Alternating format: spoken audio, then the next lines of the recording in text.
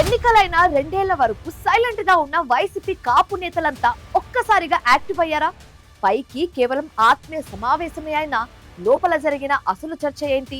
MLC తోట త్రిమూర్తులు ఇచ్చిన ఆహ్వానంతో రాష్ట్ర వ్యాప్తంగా ఉన్న కాపు మాజీ మంత్రులు ఎమ్మెల్యేలంతా హాజరై ఏ నిర్ణయాలు తీసుకున్నారు? భవిష్యత్తులో కూడా మరో 4 సమావేశాలు నిర్వహిస్తామని చెప్పడం కూటమిపై ముప్పేట దాడికి సిద్ధమైనట్టేనా?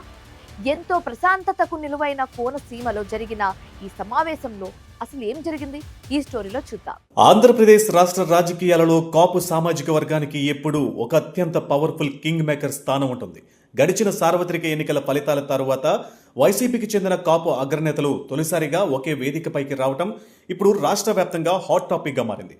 డాక్టర్ బిఆర్ అంబేద్కర్ కోనసీమ జిల్లా వెంకటాయపాలెంలో వైసీపీ కాపు నేతల ఆత్మీయ సమావేశం అత్యంత వ్యూహాత్మకంగా జరిగింది. ఈ భేటీకి రాష్ట్ర వ్యాప్తంగా ఉన్న మాజీ మంత్రులు బొత్స సత్యనారాయణ, పేర్ని నానితో పాటు పార్టీకి చెందిన కీలక మాజీ ఎమ్మెల్యేలు, లోకల్ కోఆర్డినేటర్లు భారీగా హాజరయ్యారు. ఏపీలో కూటమి ప్రభుత్వం కొలువు తీరిన తర్వాత మారుతున్న రాజకీయ పరిణామాలు, ముఖ్యంగా తమ సామాజిక వర్గం క్షేత్రస్థాయిలో ఎదుర్కొంటున్న సవాళ్లు, సమస్యలపై ఈ క్లోజ్డ్ డోర్ మీటింగ్లో గంటల తరబడి సుదీర్ఘంగా చర్చించారు. రాష్ట్రంలోనే అతిపెద్ద సామాజిక వర్గంగా ఉన్న తాము తమ హక్కుల కోసం భవిష్యత్తులో విశాఖ, తిరుపతితో పాటు మరో 2 కీలక ప్రాంతాలలో కూడా ఇలాంటి భారీ సమావేశాలు పెడతామని ప్రకటించడం కూటమి నేతలకు అల్టిమేటంలా మారింది. కూటమి ప్రభుత్వం ఏర్పడి 2 ఏళ్లు పూర్తవుతున్న తరుణంలో ఈ 2 ఏళ్ల పాలనలో కాపు సామాజిక వర్గానికి దక్కింది కేవలం శూన్యమేనని వైసీపీ నేతలు విమర్శిస్తున్నారు. ఈ సమావేశంలో పలు కీలక పొలిటికల్ తీర్మానాలను ఆమోదించారు. కాపు కార్పొరేషన్కు ప్రభుత్వం వెంటనే నిధులు కేటాయించాలని, గతంలో బకాయి ఉన్న 9,000 కోట్లను వెంటనే విడుదల చేయాలంటూ డిమాండ్ చేశారు. కాపులపై పెట్టిన అక్రమ కేసులను ఉపసంహరించుకోవాలని డిమాండ్ చేశారు. తమ సామాజిక వర్గానికి చెందిన వారిని ఇబ్బంది పెడితే సపోర్ట్ చేయడానికి పార్టీ తరపున 3 టాస్క్ ఫోర్సులు ఏర్పాటు చేశారు. కులాల పేరుతో కార్పొరేషన్లు ఏర్పాటు చేసి ఇప్పుడు తాము సమావేశం పెట్టుకుంటే కులజాడ్యం అని అంటారా అంటూ కాపు నేతలు ప్రశ్నించారు. కాపులకు అన్యాయం జరిగితే తాము ప్రతిఘటిస్తామని స్పష్టం చేశారు. తమ సామాజిక వర్గం వల్లనే ఈనాడు పదవులు, గౌరవం వచ్చాయని, అలాంటిది క్షేత్రస్థాయిలో తమ వారిని టార్గెట్ చేస్తూ అక్రమ కేసులు పెడుతూ ఉంటే చూస్తూ ఊరుకోబోమని మాజీ మంత్రి బొత్స సత్యనారాయణ హెచ్చరించారు. ఇక ఈ మీటింగ్ లో మెయిన్ ఎజెండాగా నిలిచింది విజయవాడకు చెందిన కాపు యువకుడు సాయికృష్ణ లాకప్ డెత్ ఇష్యూ. ఈ ఘటనపై వైసీపీ కాపు నేతలు తీవ్ర ఆగ్రహం వ్యక్తం చేశారు.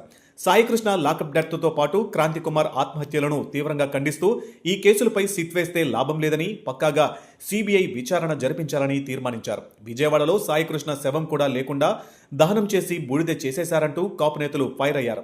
సాయికృష్ణ కుటుంబానికి ఆర్థిక అండగా నిలిచేందుకు మీటింగ్కి వచ్చిన ప్రతి వైసీపీ కాపు లీడర్ తలా 50,000 రూపాయల చొప్పున పర్సనల్గా ఆర్థిక సాయాన్ని ప్రకటించారు. ఈ సమావేశంలో డిప్యూటీ సీఎం, జనసేన అధినేత పవన్ కళ్యాణ్ టార్గెట్గా మాజీ మంత్రి పేర్ని నాని విమర్శనాస్త్రాలు సంధించారు. రాజ్యాంగ పదవిలో ఉండడానికి పవన్ కళ్యాణ్కు అస్సలు అర్హత లేదని విమర్శించారు. సాయికృష్ణ తమ కులం వాడేనని, రాజ్యాంగం తమకు కూడా తెలుసని గుర్తు చేశారు. కేవలం బాధ్యులైన అధికారులను సస్పెండ్ చేస్తే సరిపోతుందా అంటూ ప్రశ్నించారు.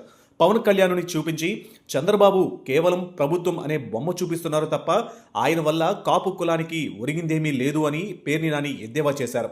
కుల అవసరం ఉన్నది పవన్కేనని, చంద్రబాబుకు ఊడిగం చేయడానికే పవన్ ఉన్నారంటూ విమర్శలు గుప్పించారు. సాయికృష్ణను పవన్ రౌడీ అంటున్నారని, మరి అలాంటి రౌడీ తల్లిని చంద్రబాబు ఎందుకు పరామర్శించారని ప్రశ్నించారు. ఎన్నికల ఓటమి తర్వాత నియోజకవర్గాల్లో న్యూట్రల్గా మారిపోయిన కాపు ఓటర్లను, కేడర్ను మళ్లీ ఏకం చేయడమే ఈ మీటింగ్స్ మెయిన్ టార్గెట్ అని విశ్లేషకులు భావిస్తున్నారు. భవిష్యత్తులో వైసీపీ లోపల కాపు సామాజిక వర్గానికి ప్రాధాన్యత, సీట్ల సంఖ్య పెంచేలా ఇప్పటి నుంచే ఒక గట్టి ప్రెజర్ గ్రూపులా పనిచేయాలని వారు డిసైడ్ అయ్యారట. పవన్ కళ్యాణ్పై జనాల్లో ఉన్న గ్రాఫ్ను డౌన్ చేస్తూ తమ క్యాడర్లో జోష్ నింపేలా ఈ నయా ఆపరేషన్ డిజైన్ చేసినట్లు స్పష్టమవుతుంది. మొత్తానికి కోనసీమ వెంకటాయపాలెంలో వైసీపీ కాపు నేతలు రేపిన ఈ సామాజిక రగడ రాబోయే లోకల్ బాడీ ఎన్నికల సమీకరణాలను మారుస్తుందా అనేది వేచి చూడాలి. మరి డిప్యూటీ సీఎం పవన్ కళ్యాణ్పై బొత్స, పేర్ని నానీలు చేసిన ఈ ఘాటు కామెంట్లకు కూటమి లీడర్లు ఎలాంటి రివర్స్ కౌంటర్ ఇస్తారో, ఏపీలో ఈ కుల ఈక్వేషన్ల లొల్లి ఎటు దారితీస్తుందో చూడాలి.